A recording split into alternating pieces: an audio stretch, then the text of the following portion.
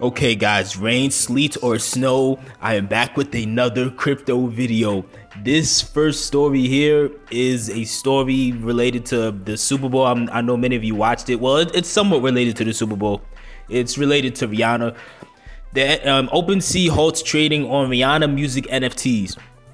The NFT marketplace has taken issue with the collection launched by one of Rihanna's producers, which offers holders a percentage of future song royalties. As the internet recovers from Rihanna's red-hot Super Bowl performance, NFT fans are being frustrated by OpenSea's decision to halt secondary sales of the NFT collection of her song "Be Better Have My Money." Last week, Web3 music platform Another Block split 0.99% of the royalties to the song across 300 Ethereum NFTs. One of the song's producers, Jamil Deputy Pierre, co-produced Rihanna's song in 2015 and brought a percentage of his royalties to the blockchain. It's unclear to what extent Rihanna herself is aware of the collection's existence. The NFT collection, which grants holders of these NFTs a percentage of future streaming royalties from the master recording, quickly sold out last week, generating $63,000 in revenue. But just 2 days later, a day before Rihanna's Super Bowl performance, Another Block CEO Michael Big Mitch Traore reported in the project's Discord server that users could no longer trade the NFTs on OpenSea, by far the largest NFT trading platform by volume. On Sunday, the Another Block team said that OpenSea's automated system had flagged the project's description and delisted the project without notifying the team. Another Block also said that it was unsure why the project was flagged. "We have used the same or similar language before," Another Block said of its project's description in a Discord post. On Tuesday, Another Block's head of community and growth, Andreas Biglerton-Bigert, pasted a response from OpenSea on Discord, explaining that the collection sales were halted on the marketplace because of OpenSea does not allow NFTs that appear to be promising fractional ownership and future profit based on that ownership. Bigger, well, real quick before I keep going, that almost sounds like it almost sounds like they're slightly scared of it being labeled like them exchanging securities on their platform, and with the SEC wreaking havoc like the way they've been wreaking havoc for the past 2-3 years, I feel like that might be part of it. But moving on, Bigard also claimed that OpenSea has been ignoring Another Block's attempt to resolve the issue. We've also brought up why similar collections, Royal.io and Corite, for instance, are still tradable on their platform in our communication without getting any comment on that either, Bigard said Tuesday. Royal.io is a music rights NFT platform launched by electronic musician and entrepreneur Justin 3Lau Blau. And Co-Write is another music platform that offers artists revenue sharing with fans and NFTs that grants holders an allocation of its native token.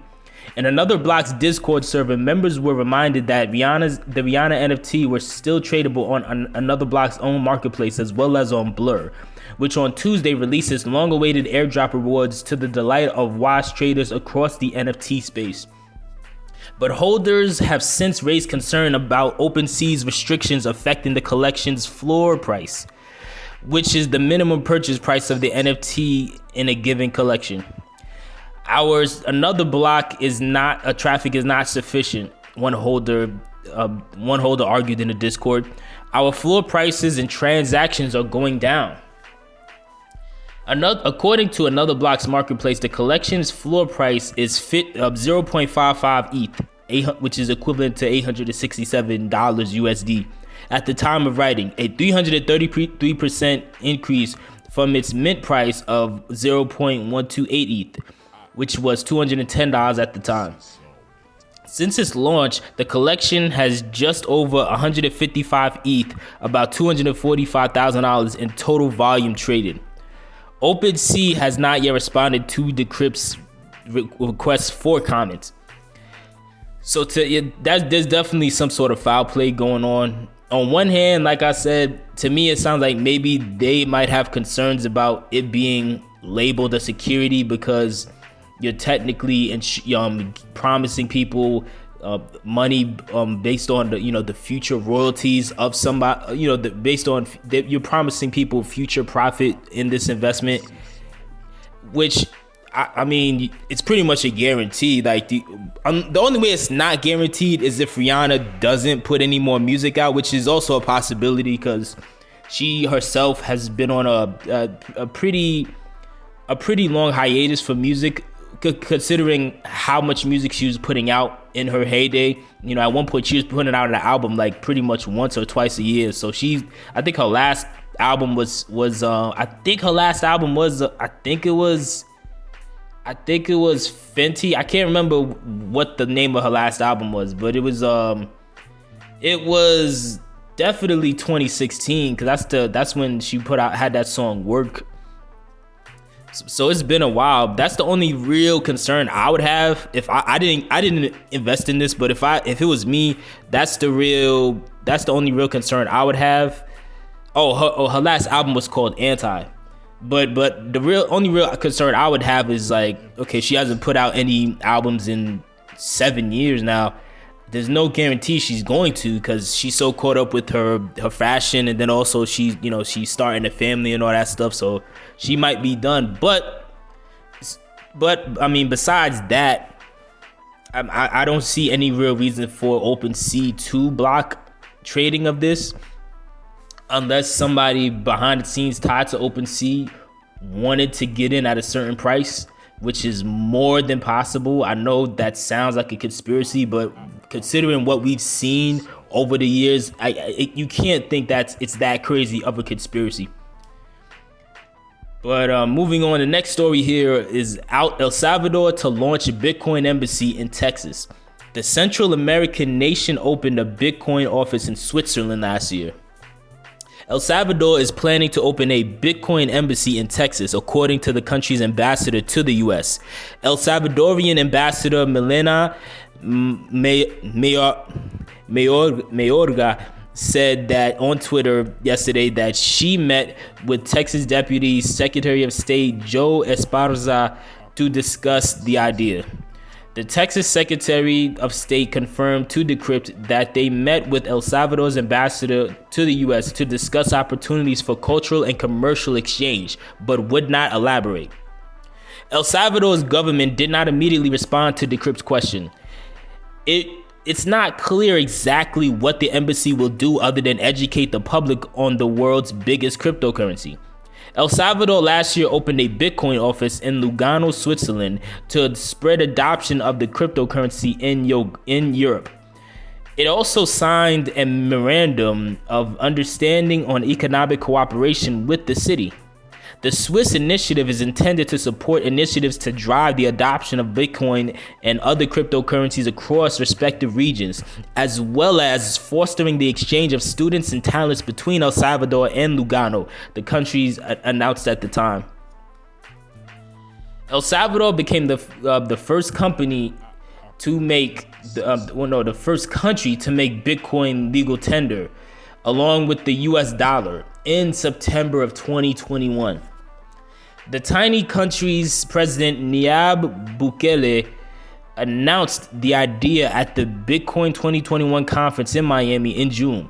El Salvador's law has since been criticized by the likes of the World Bank, the IMF, and so far, and not many El Salvadorians use the cryptocurrency for everyday purchases. El Salvador has bought the cryptocurrency, according to Twitter announcements from the president, but the administration has been opaque about revealing exact details. Despite this, and despite criticism from human rights groups over the harsh crackdown on the nation's notorious street games, President Nayib Bukele is popular with Salvadorians. So again, it's still yet to be seen if there's going to be something significant to come from this, or if this is just like a PR move to keep him popular or to position him to do something bigger in the future.